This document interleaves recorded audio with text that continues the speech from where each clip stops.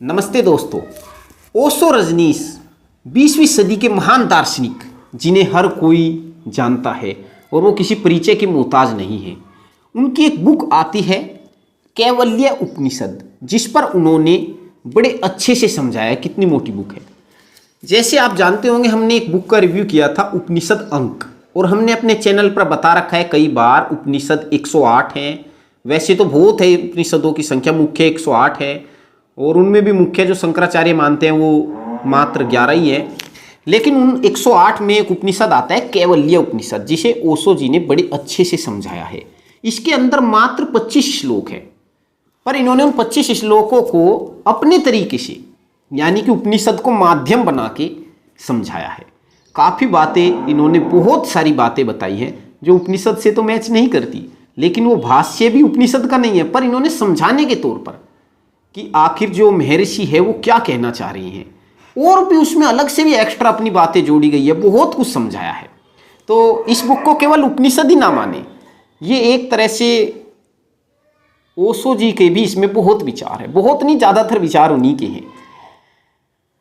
तो देखते हैं इसके अंदर क्या क्या कंटेंट है, और खरीद सकते हैं आप भी अगर आपको इस तरह की पुस्तक पढ़ना पसंद है। ओशो रजनीश की बातें आपको अच्छी लगती है। वैसे ओशो रजनीश जो एक तार्किक व्यक्ति है, वो अंधविश्वास का खंडन करते हैं, और जहां भी अंधविश्वास आता है वो उसका खंडन करते हैं। जैसे केवल्य उपनिषद, अगर उन्हें लगता है कहीं पे कोई ऋषि कुछ अंधविश्वास वाली बात अगर करे तो वो उसका खंडन करते हैं। हमेशा ही ओशो हमेशा एक तर्कवादी व्यक्ति रहे। उनकी बहुत सारी किताबें हैं, आपने पढ़ी होगी, लगभग 600 650 किताबें उनकी हैं। जीवन में उन्होंने कोई किताबें नहीं लिखी, उन्होंने जीवन में किताबें नहीं लिखी, सारे उनके प्रवचन हैं। उनके प्रवचनों की ऑडियो रिकॉर्डिंग की गई और फिर किताबें भी लिखी गई। ये यहाँ पर देखिए आप, कैवल्य उपनिषद, और आगे दिखाते हैं अभी आपको। जो पास ही है उसे कहाँ दूर खोजने चले। 1989 में ये छपा था और कॉपीराइट है ताऊ पब्लिकेशन का।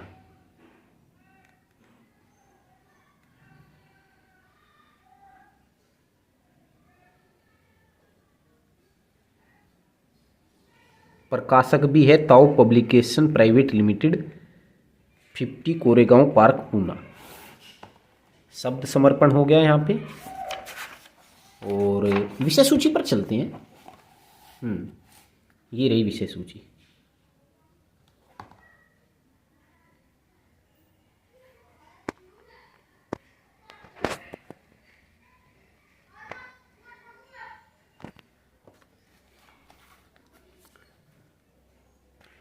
स्वयं पूर्ण का अनुभव है केवल्य, अनुक्रम हो गया ये। असंभव से प्रेम संबंध है श्रद्धा। ये सब चीज़ें हैं, और ये सारी चीज़ें जैसे इसमें लिखी हुई है 17, पर ये श्लोक नंबर नहीं है, ये केवल बातें हैं। यहाँ पे ओशो जी का एक फोटो है, और यहाँ पे देखिए ये आ जाता है। देखिए ये श्लोक हो गया शांति पाठ का श्लोक, उसका अर्थ हो गया। फिर ये अपने तरीके से समझा रहे हैं, ठीक है। अब आगे मैं एक चीज़ दिखाता हूँ। ये पेज क्वालिटी देखिए आप इसकी। अब आ गया ये, यहाँ पे ये श्लोक आ गया, सेम टू सेम श्लोक है, वही जो केवल्य उपनिषद में 1 और 2, 2 श्लोक आ गए। दोनों श्लोकों का अर्थ आ गया, और यहाँ पर फिर ये इस पर भाष्य दे रहे हैं। इस पर ही नहीं, अपने विचार रख रहे हैं और भी बातों पर, केवल यही नहीं कि केवल इसे ही समझा रहे हैं। बहुत बातें हैं, तार्किक व्यक्ति है, एक दार्शनिक है वो, तो उनके पास तो ज्ञान की कमी है ही नहीं। इतनी सारी किताबें उन्होंने पढ़ रखी है, तो जैसे मैंने भी ये पढ़ रखा है तो मैंने उन पे निशान लगा रखी है। मतलब जो आपको उस उपनिषद पढ़ने से नहीं मिलेगा, श्लोक अर्थ पढ़ने से नहीं मिल सकता, जो इसे पढ़ने से मिलेगा। क्योंकि वहाँ पर वो बताते हैं कि ऋषि जो वो मांग रहे हैं, वो एक तरह से जो भी सारी बातें हैं उन्होंने उसमें बहुत अच्छे से, बहुत अच्छे ढंग से समझाई, और इस पे अपनी फिलोसफी उन्होंने ज़्यादा दी है। अपनी ही फिलोसफी है ज़्यादातर। तो इसे केवल उपनिषद मान के ना पढ़ें, ओशो की पुस्तक मान के ही पढ़ें। और काफ़ी अच्छा है, हार्ड कवर में है। और इसके पेज की बात करें तो इसके जो पेज हैं अभी बताता हूँ मैं कितने हो जाते हैं। 307, 8, 9, 10, 312 से 13 पेज हैं। ठीक है। और ये है हार्ड कवर में। हालांकि अब हार्ड कवर में मिल भी सकती है, मुश्किल है हार्ड कवर में मिलनी, पेपर बैक में आ रही है। आप अमेजोन या फ्लिपकार्ट पे से सर्च कर सकते हैं, वरना हमसे भी संपर्क कर सकते हैं व्हाट्सएप पर। व्हाट्सएप नंबर डिस्क्रिप्शन में है। आशा है दोस्तों आपको ये वीडियो अच्छी लगी होगी।